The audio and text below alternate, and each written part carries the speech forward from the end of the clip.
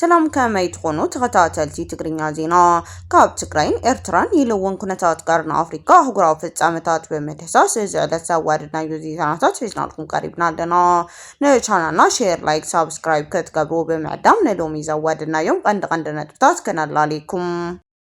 ሓባራዊ ጽምዶ ከም ዝፈጠሩ ዝነገረሎም ሰራዊት ትግራይን ሓይልታት ፋኖ ልውውጥ ተኩሲ አካይዶም።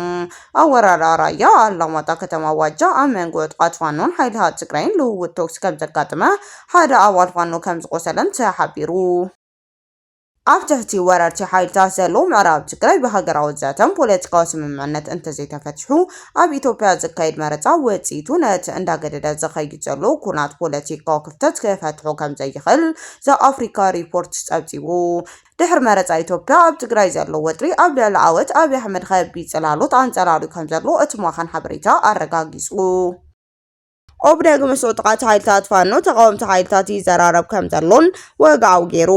ቅድሚ ሓደ ወርሒ ኣብ ኣስመራ ፕሬዚዳንት ኢሳያስ አፈወርቂ ተራኺቦም ዘመያየጡ መራሕቲ ምንቅስቃስ ሓርነት ኦጋዴን ኦብነግ ምስ ሓይልታት ፋኖ ጥምረት ብምፍጣር ይዘራረቡ ከም ዘለው ኣረጋጊጾም። ኤርትራ ምስ ትግራይ ምስ ካልኦት ቀረባብታ ሃገራትን ጀሚራቶ ዘላ ጽምዶ ብዝምልከት ናብ ወደብ ሕቡራት ሃገራት ደብዳቤ ሰዲዳ።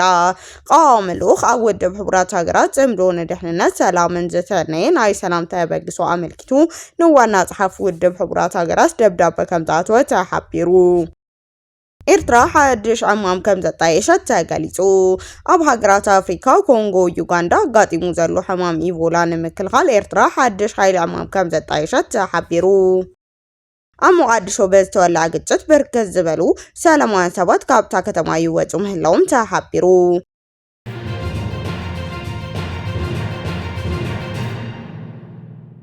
ናይ ዝብሉን ካልኦት ፍጻመታትን ከም ዝስብ ቀሪቡሎ። ንሰናይ መከታተልኩም ብክብሪ ብምዕዳም ናብ ዝርዝሮም ክነስግረኩም።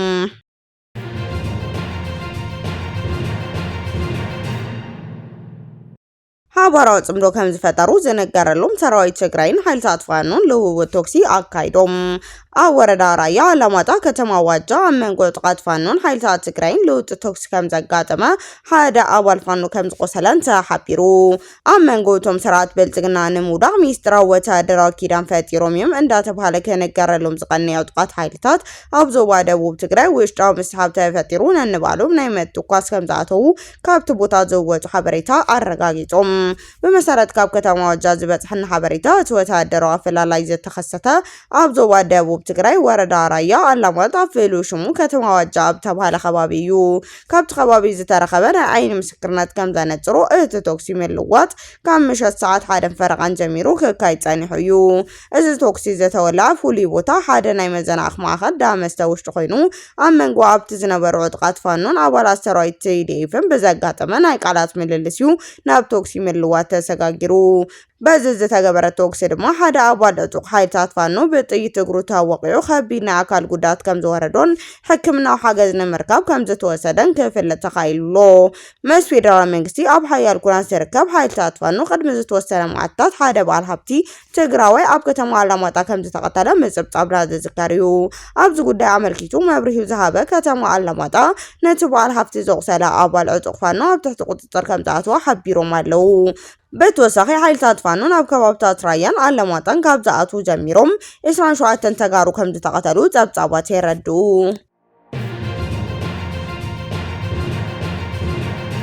ኣብ ትሕቲ ወረርቲ ሓይልታት ዘሎ ምዕራብ ትግራይ ብሃገራዊ ዘተን ፖለቲካዊ ስምምዕነት እንተዘይተፈትሑ ኣብ ኢትዮጵያ ዝካየድ መረፃን ውፅኢት ነቲ እንዳሰደደ ዝኸይድ ዘሎ ኩናት ፖለቲካዊ ክፍተት ክፈትሑ ከም ዘይኽእል ዘአፍሪካ ሪፖርትስ ፀብፂቡ። ድሕሪ መረፃ ኢትዮጵያ ኣብ ትግራይ ዘሎ ወጥሪ ኣብ ልዕሊ ዓወት ኣብይ ኣሕመድ ከቢድ ጽላሎት ኣንጸላልዩ ከም ዘሎ እቲ ማኻን ሓበሬታ ኣረጋጊጹ። ኣብ ኢትዮጵያ 24 ጉንበት 2018 ዓ.ም ዝተኻየደ ሃገራዊ መረፃ ስዒቡ ቀዳማይ ሚኒስትር ኣብይ ኣሕመድ ገዛ ፓርቲ ብልጽግና ሓድሽ ናይ ስልጣን ቁጥጥር ሃገራዊ ሕጋውነት ንምርጋጽ ኣብ ምቅልጣፍ ይርከብ።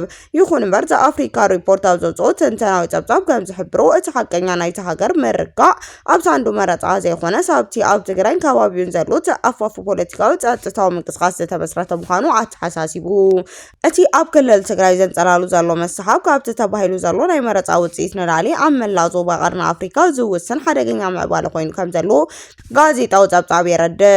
እቲ መረፃ ንሃገራዊ ፀጥታ ፈታሕ ክኸውን ዘይምኽኣሉ ቀንዲ ምኽንያት ትግራይ ንኻልኣይ ተኸታታሊ እውን ካብ መስርሕ መረፃ ሙሉእ በሙሉእ ውፅኢት ብምዃኑ እዩ። እቲ ተነፅሎ ኣብ መንጎ መቐለ ኣዲስ ኣበባን ዘለዎ ምምሕዳራዊ ኣፈላላይ ዘጋፍሕ ጥራይ ዘይኮነስ ነቲ ኣብ 2015 ዓመት ዝተፈረመ ውዕል ፕሪቶርያ እውን ኣብ ከቢድ ሓደጋ ዘውድቕ ምዃኑ ዘኣፍሪካ ሪፖርትስ ወሲኹ የረድእ።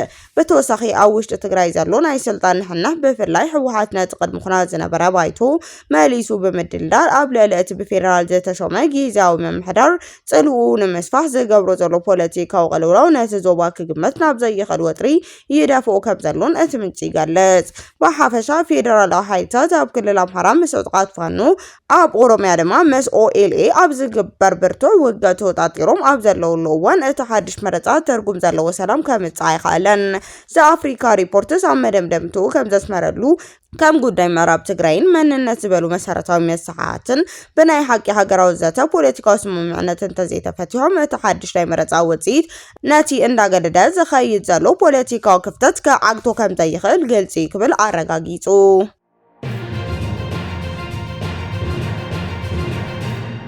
ኦብነግ ምስ ዕጡቓት ሓይልታት ፋኖ ተቃወምቲ ሓይልታት ይዘራረብ ከም ዘሎን ወግዓዊ ገይሩ። ቅድሚ ሓደ ወርሒ ኣብ ኣስመራ ፕሬዚዳንት ኢሳያስ ኣፈወርቂ ተራኺቦም ዘመያየጡ መራሕቲ ምንቅስቃስ ሓርነት ኦጋዴን ኦብነግ ምስ ሓይልታት ፋኖ ጥምረት ብምፍጣር ይዘራረቡ ከም ዘለው ኣረጋጊጾም። ኣፍሪካ ኢንተለጀንስ ዝተባሃለ ማዕከን ሓበሬታ ዘውፅኦ ፀብጻብ ከም ዘመላኽቶ ካብ ሰላማዊ ፖለቲካዊ ቃልሱ ርእሱ ዘግለለ ናይ ኦብነግ ጉጅለ ምስ ናይ ኢትዮጵያ ተቃወምቲ ዕጡቓት ሓይልታት ሓባራዊ ግንባር ወይ ጥምረት ንክፈጥር ካብ መንግስቲ ግብፅን ኤርትራን ከቢድ ጸቕጢ ይግበረሉ ምህላው ኣቃሊዑ። ፀብጻብ ኣፍሪካ ኢንተለጀንስ ከም ዘጠቐሶ ኣብዚ ሰዓት ዝተፈላለዩ ናይ ኢትዮጵያ ተቃወምቲ ሓይልታት ብሓባር ግንባር ናይ ምፍጣር ናይ ምእካብ መስርሕ የካይዱ ኣለው። ካብቶም ብሓባር ዝእከቡ ዘለው ሓይልታት ድማ እዚ ናይ ኦብነግ ጉጅለ ሓደ ምዃኑ ተገሊጹ። እዚ ጉጅለ ዕጡቕ ምስ ሓይልታት ፋኖ ህወሓት ኦነግ ሸኒ ዝተባሃሉ ዕጡቓት ሓይልታት ጥምረት ፈጢሩ ድዩ ዝብል ብኣፍሪካ ኢንተለጀንስ ንዝቐረበሎም ሕቶ መልሲ ዝሃቡ መራሕቲ እቲ ጉጅለ ኣይተ ዓብደራህማን መህዲ ክሳብ ዘይተዘረረብ የካይዱ ከም ዘለው ኣሚኖም ኣለው። ኣብዚ ሕዚ እዋን ሙሉእ ብሙሉእ ሓባራዊ ጥምረት ፈጢሩ እዩ እኳ እንተዘይተባሃለ ምስ ፋኖ ኮነ ምስ ካልኦት ሓይልታት ንዘራረብ ኣለና ክብል ገሊጾም። ብሓባር ንምስራሕ እውን ድልዋት ኢና ዝበሉ ኣይተ ዓብደራህማን ይኹን እምበር እቲ ዘተ ናይ መወዳእታ ውሳነ ብርኪ ኣይበፅሐን ኢሎም። ብተወሳኺ እቲ ፀብጻብ ከም ዘነፅሮ እዚ ናይ ኦብነግ ክንፊ ምስ ካልኦት ፀረ መንግስቲ ሓይልታት ሓባራዊ ጥምረት ንክመስረት ብመንግስቲ ሱዳን ኤርትራን ግብፅን ጸቕጢ ይግበረሉ ምህላው ኣረጋጊጾም። ነዚ ውጥን እዚ ናብ ዝለዓለ ብርኪ ንምብፃሕ ድማ ኣብ ዝቐረባ እዋን ኣብ ከተማታት ኣስመራን ፓርቲ ሱዳንን ሚስጥራዊ ስምምዕነት ኣኼባታት ከም ዝተኻየደ እቲ ፀብጻብ ኣቃሊዑ።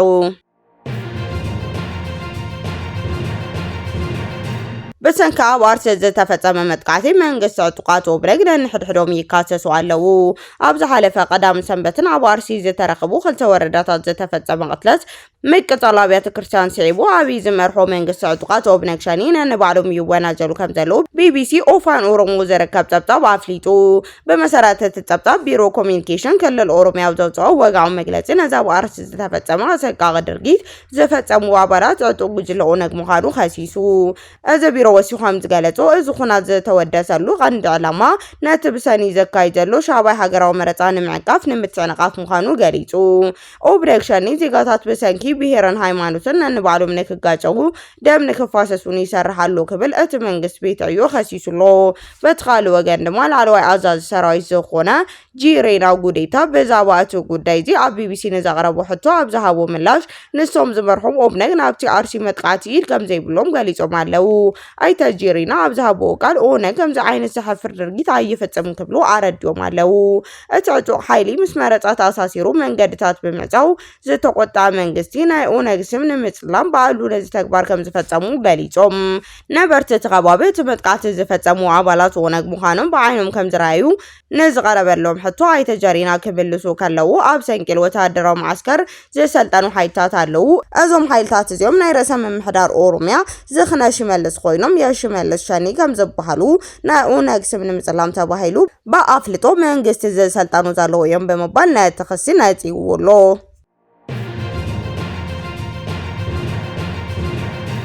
ኤርትራ ምስ ትግራይን ምስ ካልኦት ጎረባብቲ ሃገራትን ጀሚራቶ ዘላ ጽምዶ ብዝምልከት ናብ ውድብ ሕቡራት ሃገራት ደብዳቤ ሰዲዳ ቀዋሚ ልኡኽ ኣብ ሕቡራት ሃገራት ጽምዶ ንድሕንነት ሰላም ዘተሰየመ ናይ ሰላም ተበግሶ ኣመልኪቱ ንዋና ጸሓፊ ውድብ ሕቡራት ሃገራት ደብዳቤ ከም ዘተዋ ሓቢሩ ኣብ ከተማ ኒውዮርክ ዝርከብ ቀዋሚ ልኡኽ ሃገር ኤርትራ ኣብ ውድብ ሕቡራት ሃገራት ብዛዕባ ሓደ ማሕበረሰብ ዝተሰርሐ ናይ ሰላም ተበግሶ ዝርርብ ሓበሬታ ዝሓዘ መግለጺ ነቤት ጽሕፈት ዋና ጸሓፊ ውድብ ሕቡራት ሃገራት ከም ተረከበ ተፈሊጡሎ በመሰረት እቲ ናይ ዲፕሎማሲ ሰነድ ተበግሶ ምስ ናይ ውድብ ሕቡራት ሃገራት ዘሎ ናይ ነዊሕ እዋን ራእይ ዘተሓዘ ቀንዲ ዛዕባታት ዘቐመጠ ምዃኑ ተሓቢሩ ኣብዚ ዶብ ንዝርከቡ ማሕበረሰብ ዘተኮረ ርክባት ህዝቢ ምስ ህዝቢ ርክባት ማሕበረሰብ ዘተታት ባህላዊ ልውውጣት እምነት ናይ ምህናፅ ንጥፈታት ንልዕሊ ሓደ ዓመት ክካየዱ ከም ዝጸንሑ እቲ ሰነድ የነጽር እዚ ተበግሶ እዚ ብናይ ውሽጢ ዓዲ ቋንቋ ጽምዶ ንድሕንነት ወይ ድማ ጽምዶ ንሰላም ዝብል ናይ ትግርኛ መፀውዒ ዘለዎ ኮይኑ ትርጉሙ ድማ ኢንጌጅመንት ፎር ፒስ ዝብል ናይ እንግሊዝኛ እምነት ማዕረ ምዃኑ ሓቢሩ አንድ ዕላማ ናይዚ ዝተመስረተ ጽምዶ ድማ እዚ ታሕተዋይ ጸፍሒ ማሕበረሰብ ዝጀመሩ ርክብ ህዝብን ህዝቢ በሰንኪ ናይ ዓመታት ግጭት ፍልሊ ህይወቶም ብከቢድ ንዝተሓሰዩ ማሕበረሰብ እምነቶም ዳግማይ ንምህናፅ ማሕበራዊ ጽምረቶም ንምድህሳስን ኣብ መንጎም ዘለዎ ርክብ ንምጥንካርን ዝዓለመ ከም ዝኾነ ኣረጋጊጹ ናይዚ ተበግሶ እዚ ዓብይ ኣገዳስነት ባህላዊ ክኸውን ከሎ በብባዕሎም እዮም ኣብ ሓባራዊ ዶባት ዝነብሩ ኣባላት ማሕበረሰብ ዝውንን ዝምራሕ ምዃኑ እዩ ኣብዚ ናይ ሰላም መስርሕ እዚ ዓበይቲ ዓዲ መናሰይ ደቂ ኣንስትዮ ስድራቤታት ብንጥፈት ይሳተፉ ምህላዎም እውን ጠቂሱ እዚ ንጥፈት እዚ ብዘተቐጥታዊ ናይ ሰብ ምስ ሰብ ርክብ ጌርካ ምርድዳእ ምሕዋይ ብሓባር ምንባብ ከመይ ጌርካ ከም ዝመብል ዘርኢ ምዃኑ እውን ካብ ናብ ውድብ ሕቡራት ሃገራት ዝተሰደደ ሰነድ የረድእ ብተወሳኺ ድማ ዕርቂ ብባህላዊ ክብርታት ብሓባራዊ ምኽባር ብሓባራዊ ሓላፍነት ተመስሪቱ ብግብራዊ ስጉምቲ ከመይሉ ናብ ቅድሚት ከም ዝስጉም ምስክርነት ምዃኑ ተገሊጹ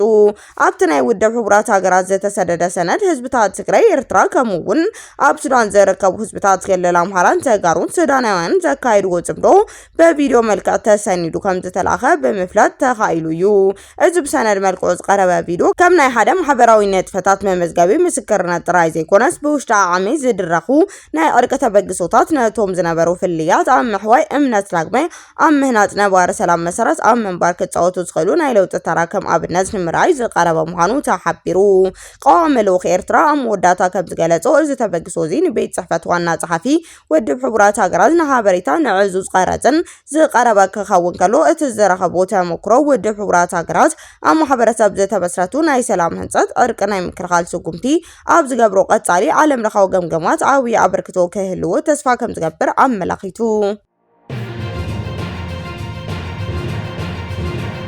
ኤርትራ ሓድሽ ዕማም ከም ዘጣየሸት ተገልጹ ኣብ ሃገራት ኣፍሪካን ኮንጎ ዩጋንዳ ኣጋጢሙ ዘሎ ሕማም ኢቦላ ንምክልኻል ኤርትራ ሓድሽ ሓይሊ ዕማም ከም ዘጣየሸት ተሓቢሩ ሚኒስትሪ ጥዕና ኤርትራ ነቲ ዲሞክራሲያዊ ሪፐብሊክ ኮንጎ ዩጋንዳ ተራእዩ ዘሎ ለበዳ ኢቦላ ንምክልኻል ውጥን ከም ዘውፅአ መንግስታዊ ማኻንዜራ ኤርትራ ሓቢረን ኣለዋ ሓላፊ ምቁፅጻር ተመሓላለፍቲ ሕማማት ኣብቲ ሃገር ከም ዝገለጾ ብሃገር ደረጃ ሓይሊ ዕማም ቆይሙ ከም ዘሎ ኣረጋጊጹ ዶክተር ኣርኣያ ብርሃነ ከም ዝበሉ ኣብ ሃገር ዘለዎ ኩሎም ሆስፒታላት ብዛዕባ እቲ ሕማም ሓበሬታ ተባሂቦ ምህላው ኣመላኺቱ ኣብ መዕርፎ ነፈርቲ ኤርትራ እውን ንመቆጻጸሪ ረስኒ ዝኸውን ቦታ ተዳልዩ ምህላው ገያሾም ሰዓትን ኣብቲ በቲ ሕማም ዝተጸልዋ ሃገራት ተጓዒዘን እንተይነሮም ክሕተት ምዃኖም ጠቂሱ ንምርመራ ዘገልግል ሙሉእ ላብራቶሪ እውን ተዳልዩ ከም ዘሎ ማእኸል ሓበሬታ ኤርትራ ጸብጢቡ ኣብተን ጎረባብቲ ኮንጎ ዝኾና ሃገራት ዝነብር ኤርትራዊ ጥንቃቐ ክገብር መምርሒታት ክከታተል እውን እቲ ዳይሬክተር ተማሕፂኑሎ ኣብ ዩጋንዳ ደቡብ ሱዳን በ10 ኣሽሓት ዝቁጸሩ ኤርትራውያን ኣብ ርእሰ ከተማ ካምፓላ ጁባን ከም ዝነበሩ ጸብጻባት የረድኡ ብሰንኪ ካብን ናብን ኣስመራ እተን ከተማታት ዝመላለሱ ገየሽቲ ውሕድ ብዘይ ምዃኖም እቲ ለበዳ ናብ ኤርትራ ንክይኣቱ ሓድሽ ሓይሊ ዕማም ተጣይሾ ከም ዘሎ ንምፍላጥ ተኻኢሉ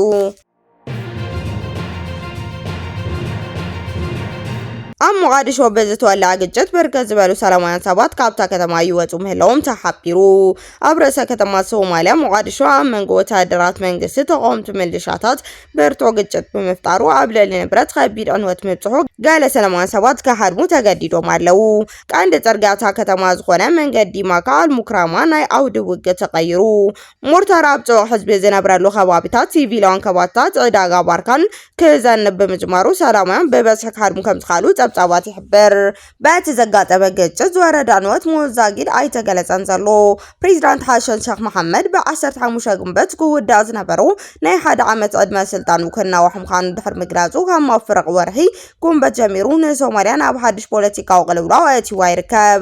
ተቃወምቲ መራሕቲ ዞባታት ኣብ ምንፀግ ኣንጻር ሰልፍታት ተቃወምቲ ኣብ ምክያድ ይርከቡ። ካብ 2009 ክሳብ 2012 ኣብ ስልጣን ዝነበረ ፕሬዚዳንት ነበር ሸሪፍ ሼክ ኣሕመድ ሓይልታት መንግስቲ ንገዛእ ኢላማ ከም ዝነበሩ ብምግላጽ መንግስቲ መሐመድ ሕገ መንግስቲ በዘይ ሕጋዊ መንገዲ ቀይሩ ክብል ከሲሱሎ። ሓይልታት መንግስቲ ንገዛይ ከቢቦም መጥቃዕቲ ፈጺሞም ዝበለ እቲ መጥቃዕቲ ፕሬዚዳንት በቲ ዝገበርዎ መጥቃዕቲ ፈጺሙ ኣይፈርሕን ክምክት ወይ ክብል እውን ገሊጹ። ቀዳማይ ሚኒስቴር ነበር ሓሰን ዓሊ ካይረ ኣብ ኤክስ ኣብ ዝዘርግሖ ጽሑፍ ወተሃደራዊ መንግስቲ ኣብ ጽዑቕ ህዝቢ ኣብ ዘለዎ ህዝብታት ፀረ ታንክን ሰብ ኣልቦ ነፈርትን ሓዊሱ ከበታ ኣጽዋር ይጥቀም ከም ዘሎ ከሲሱ። ካይረ መንግስቲ ንዕኡ ንሓመድ ንምቕታልን ዝዓለመ ቀጻልን ኣድልዎ ዘይብሉ ወተሃደራዊ መጥቃዕቲ ከም ዘቕረበ ሓቢሩ። እቲ ዓመት ዝተመልኦ ትርኢታት ነቲ ኣብ 2021 ዝነበረ ግጭት ዘዘኻኽር ኮይኑ ድምፂ ከይተገበሩ ዕለት ምርጫ ሓሊፉ እዩ። ዋና ጸሓፊ ሕቡራት ሃገራት አንቶኒዮ ጉተሬስ ኩሎም ውድባት ልጓም ክገብሩ ንሲቪል ክከላኸሉ ፖለቲካዊ ፍልያት ብዘተ ክፈትሑን ፀዊዑሎ። ኣብ ሞቃዲሾ ዝርከብ ኤምባሲ ዓባይ ብሪጣንያ እውን ንኩሎም ዝሓቅፉ ሃነፅቲ ዘተ ክዋፈሩ ነቲ ወጥሪ ብሰላማዊ መንገዲ ንምፍታሕ ክፅውዑን እንከሎ ዲፕሎማሲያዊ ልእኽ ኣሜሪካ ድማ እቲ ሸለልትነት ዘይብሉ ዓመፅን ሓድነትን መጻኢ ሶማልያ ሓደጋ ከም ዝኾነ ገሊጹ እዩ። ሕብረት ኣፍሪካ ኢጋድ እውን ኣብ ሃገረ ሶማልያ ዝምዕብል ዘሎ ሕድሕድ ጠጠው ክብል ከም ዝፀውዑ ምፅብጻብና ዝዝከር እዩ።